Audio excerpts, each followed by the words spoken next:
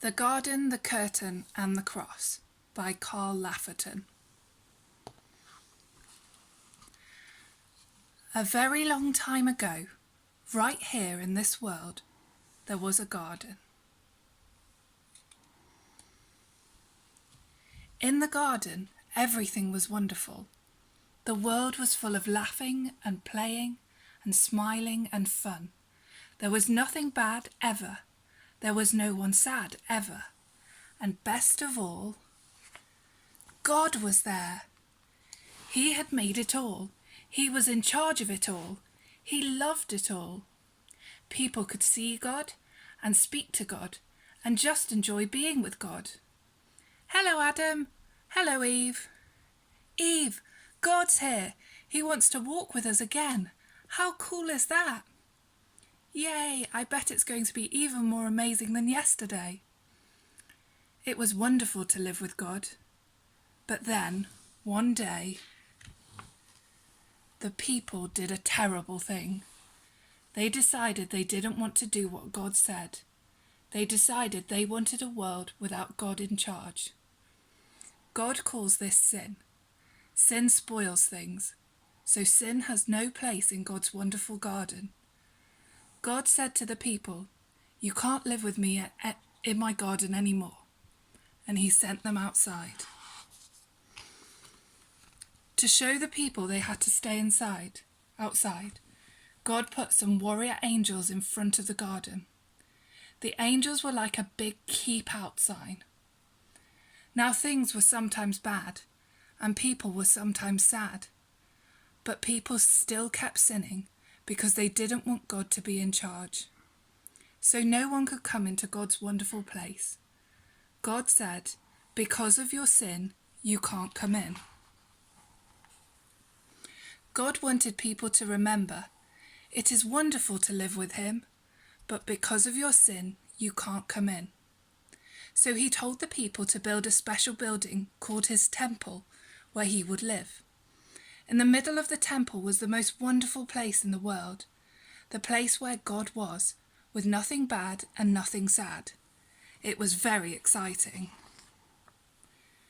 But then God told people to put a big curtain around his wonderful place. The curtain had pictures of warrior angels on it. It was a big keep out sign. For hundreds of years, the temple curtain reminded people that God said, "It is wonderful to live with him, but because of your sin, you can't come in." Babies became grown-ups and had babies, and those babies became grown-ups and had babies, and those babies became grown-ups and had babies. Hundreds of summers and winters passed by, and the keep-out curtain stayed in the temple. Then, one day, God's Son came to live in the world as a person. He was called Jesus. Jesus always did what God said. Jesus never sinned. And Jesus visited the temple where the keep-out curtain hung. Jesus knew that things were sometimes bad and sometimes sad. Jesus said that God had sent him to open the way back to God's wonderful place, where there would be nothing bad and no one sad. But people still didn't want to let God be in charge, so they decided to put Jesus on a cross to die. It was the most bad thing that had ever happened. It was the most sad day of all time. But Jesus had a plan. He had always planned to die on the cross. What a strange plan. Why would God's Son plan to die? On the cross, Jesus took our sin, all the bad things we do and all the sad things they cause. Jesus took them all from us, and when he did, something amazing, astonishing, astounding happened. The curtain tore. God had ripped up the keep out sign.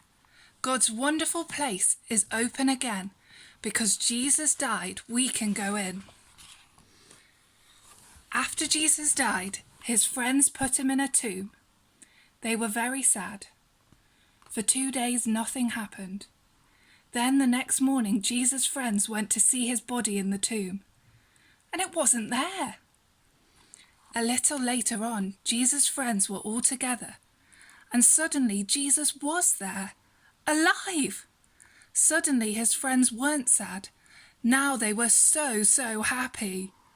God had brought Jesus back to life so that he could live in God's wonderful place forever. And Jesus has sent everyone an invitation to come and live with him there too. He tells us, God says it is wonderful to live with him, but because of your sin, you can't come in. But I died on the cross to take your sin, so all my friends can now come in. We can live with God forever. There will be nothing bad and no one sad. Come on in, friends.